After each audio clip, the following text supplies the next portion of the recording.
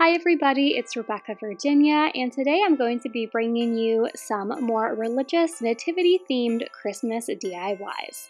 First up is this snowy church that I made using arrows from the Dollar Tree. Here are all of the other Dollar Tree supplies that you'll need to recreate this project on your own.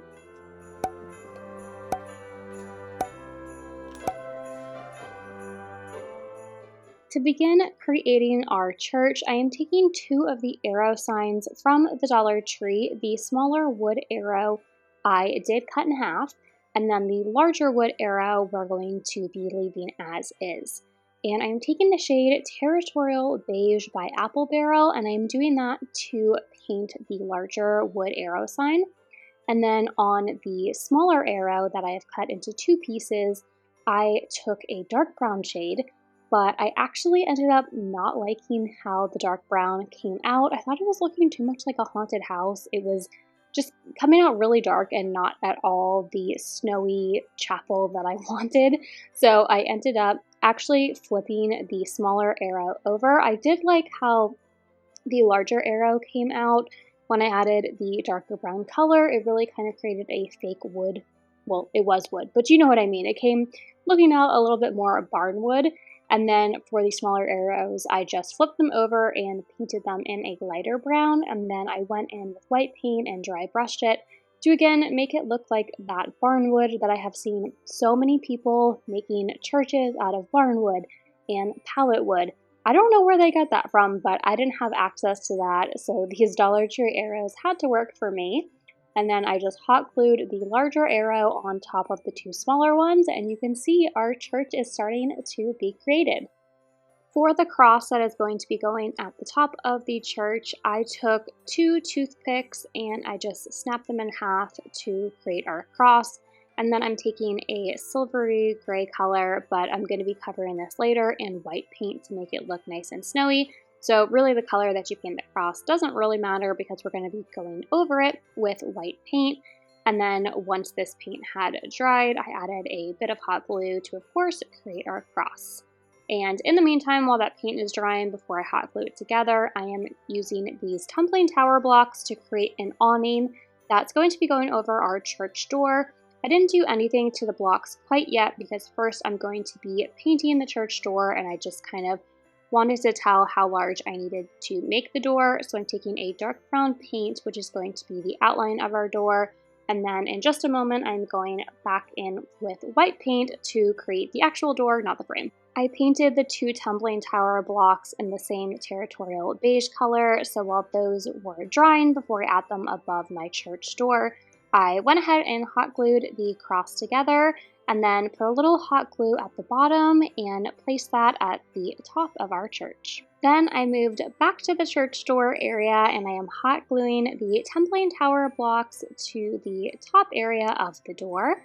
And then I could have gone in with some white paint to give the snowy effect, but I had some white felt on hand, so at first I had cut out two different shapes, and I'm just trying to create the most realistic snow that I can. I ended up going with a larger piece instead of two smaller ones, and that is what I hot glue on top of the tumbling tower blocks. I also took some white paint and added it to the cross at the top of our church to make it look like it had a bunch of snow on it. I took my remaining white felt fabric and added it to the other edges of the church, adding it all the way at the top and on that middle section as well. The finishing touch was adding a bit of color to my snowy church. I found these ornaments from the Dollar Tree. You got two of them in a pack, and I thought they were so cute. So first I took off the ornament section, and I didn't want to mess up the tree, so I just kind of twisted and pulled, and that came off. And then I added some hot glue on the back as well as the bottom base, and I placed two trees opposite the door. I staged this on my mantle and included two of the larger flocked snowy Christmas trees from the Dollar Tree.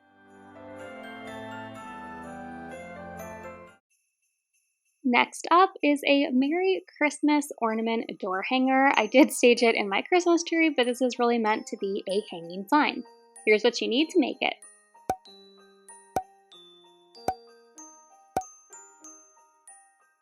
I'm going to be taking this Merry Christmas ornament and basically just reworking it. It's still going to say Merry Christmas and be an ornament hanger, but I'm going to change up the way it looks a bit. So I just flipped it over and I'm going to be working with the plain blank MDF board. This is a lot easier than sanding off all that glitter. The bottom half I used a dark red color, and then the top half I am taking a damp paper towel and some Waverly wax in the shade Antique and just rubbing this into the top section of the ornament. And I did place a bit of blue painter's tape there just to kind of be a general guide. I'm not going to be using it as painter's tape until the next step, but it's just a good guide of how far down I had to go with my Waverly wax. Now I'm really going to be using the painter's tape for its actual purpose. I am placing this on the bottom section of the ornament because I'm going to be creating a gold stripe. I had this really pretty gold ribbon that I'm going to be trying to use on the top of our ornament. So to kind of tie in the gold ribbon, I thought a gold stripe going through the ornament would be really pretty. I'm taking this gorgeous gold metallic paint and putting that in between my two pieces of blue painter's tape. Once that paint was dry, I peeled off the painter's tape and I wrote out Merry Christmas using some vinyl. But if you don't have a cutting machine, these galvanized words from the Dollar Tree are really beautiful, and I also think that they're great on this wood ornament. And then I placed the words on the ornament and the ornament topper back on. I tried out a bow that I have never made before on this DIY and really loved it, so I want to share it with you. I took some ribbon from the Dollar Tree and I made this small little loop. This is going to be the center of our bow. You're going to pinch it or cinch it in the center. Now, if you have double-sided ribbon, you don't need to do this step, but for me, I had to grab the ribbon and twist it so that it was right side up. Then I'm going to repeat the process, but this time making a little bit bigger of a loop, pinching it all in the center, and then moving my ribbon to the other side. Again, it's not double-sided, so I'm having to pinch and twist. After I have twisted the ribbon right side up, I want it to be about the length of the loop I just made so it mirrors it. So I made it a little bit larger than the center, and then again I pinched it all in the center, moved the ribbon to the other side, then pinched and twisted so that my ribbon was the correct side up. If you're using wired ribbon, I would really suggest that. It would make things a lot easier and not so thick, but I didn't, and it can be done, so if you don't have it, don't worry. Again, this time I am making a larger loop than the one that I did before. Then I'm doing the exact same thing on the other side, mirroring that loop that I just made. Pinch it all in the center. By this point, it's going to be getting pretty thick in the center there. Then pinch and twist so that you flip the ribbon the correct side up. And I'm having to count there because I want 7 loops total, but 6 that mirror one another. And when I say that I'm moving the ribbon to the other side, I'm pretty much just moving that spool back and forth to my left and right side so it's not getting all twisted. And this is going to be my 5th and 6th loop, so my last bit. Again, when I have it in the center, I am pinching and twisting to make it right-sided up. And then I am making my final 7th loop. I had to make sure I had my math correct. So there are going to be 3 sets and a center, or 7 loops total. And then I pinched everything into the center. And how you make a tail is after I cut off the extra, I am making one big hanging loop down the center. And we'll cut that into tails in just a second and you'll understand why I did that. Then I took a zip tie, and this bow is pretty thick, so I am using the zip ties from the Dollar Tree and just cinching the entire bow together, and this will ensure that none of it comes apart. The other great thing about this bow, I probably practiced about 5 times before I filmed it, and because until at the very end when I cut those tails, which I'm about to do right now, there's no cutting involved, so it's a really great bow to practice on because, again, I practiced on the same piece of ribbon about 5 times, and every time that I messed up, I just undid the ribbon. There was no cutting involved, so it's kind of a nice way to practice your bows. Now here is, if you had wired ribbon, it'd be a lot easier. I am shaping the bow, just playing around with it until I get the shape that I like. The last step was hot gluing the bow onto the top of our Merry Christmas ornament. I really love this sign, especially the emphasis on the cross T.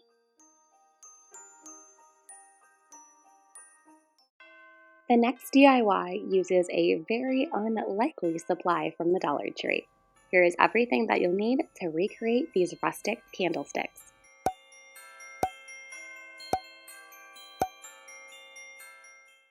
So yes, the unlikely item from the Dollar Tree is going to be one of their plungers. And I took the actual plunger stick and I cut that into two pieces, one measuring 6 inches and one measuring 4. Then I painted it in this light brown color called Territorial Beige. And to get the faux birch wood looking kind of texture, I took a stippling brush from the Dollar Tree and some white paint and just stippled all the way across in horizontal directions. Also, I apologize for my voice in this portion of the video. I am a little bit under the weather, so sorry about that. And now we are going to start decorating these candles. So I already did the smaller one, and I will walk you all through how I do the larger one. So I'm taking some of this light brown fabric, and I'm cutting two pieces to be the long sections that are dangling, and then one smaller section which is going to wrap around the top. You could just tie this in a knot, but I didn't like the big bump that it gave, so I kind of faked it and did the two hanging sections glued down first and then covered it in that smaller section. Then I had this really nice corded thread or corded string, and I just tied that in a knot around the fabric at the top and let it dangle down. And then I took some beads, so I had green and blue beads. So on one end, I am doing a green bead, and then on the other hanging string, I am doing a green and blue bead, and both at varying lengths, and you can kind of change this up as you go on, as long as you're not putting it up too high and cutting it.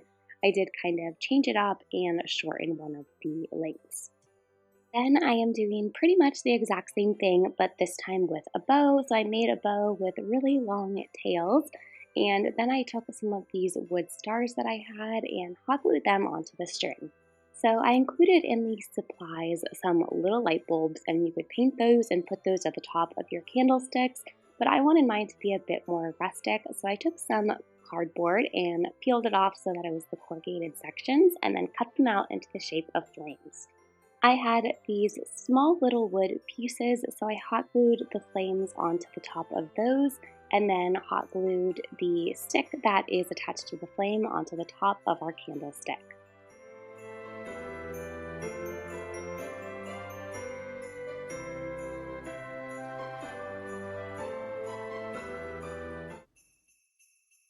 Next up is a DIY all about the true reason for the season. Here are all of the supplies from the Dollar Tree that you are going to need to recreate this DIY.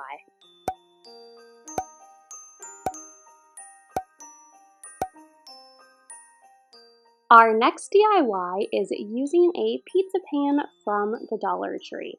I painted the entire pizza pan in the color Territorial Beige, and then I went in shading with a darker brown color called Burnt Umber by Apple Barrel, but ultimately I decided to actually paint the entire inner section of the pizza pan in a dark brown color, that Burnt Umber color, which you'll see in just a moment when the whole pizza pan goes a little bit darker. Then I have this really pretty wood nativity set from the Dollar Tree. I was so excited that I found this at my Dollar Tree. And at first I was a little confused because baby Jesus, Mary, and Joseph did not all fit in this little awning. And then I realized, oh, it's only meant for baby Jesus. So they had to go on the outer parts. And I stained this using a dark brown stain called Antique by Waverly. You could turn this into a hanging sign by just adding a jute hanger on the back of the pizza pan. I'm going to use it actually standing up. I think I'm going to place it on my mantle. And now we're going to move into decorating the top of the pizza pan. I'm doing this with greenery. So I have this green garland and these lighter green sprigs from the Dollar Tree. So I placed those on top and then started shaping them. And of course we had to add in some snowiness and some outdoors. So I added pine cones and then these sparkly white picks. And also I made a double bow. I have a whole tutorial on this in another video, so I will link that above. I also cut out Jesus is the reason for the season using my cutting machine, and I placed that down, but you could always freehand it or print something out and paste it. And then I just took some of this jute cord and made it a little bit spirally and curly and added that to the opposite sides of our bow.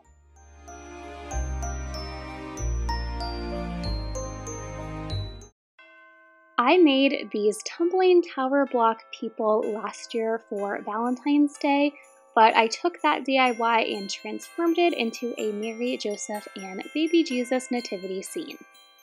To start building our people, I took some hot glue and I'm just gluing the tumbling tower blocks together. And I ended up doing this for every single one, so they all came in pairs. And then I combined them together to make our couple. I wanted one of my wood people to be taller than the other one, but an entire tumbling tower block was too tall for me. So I ended up cutting one of the tumbling tower blocks in half and hot gluing them together. Then I used this yellow color called taffy, and I painted some wood beads, and they are going to be my people's heads. Next, it was time to attach the heads to the bodies, and I did this with some hot glue.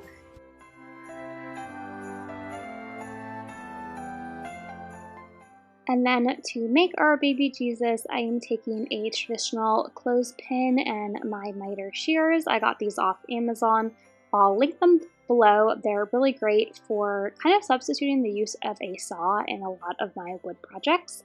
And as you can see, this is going to be placed there, but before I do that, I am first taking the shade Territorial Beige by Apple Barrel, and I just painted Joseph a different color than Mary, and then I took some white Waverly chalk paint, and I am painting that clothespin that I just cut.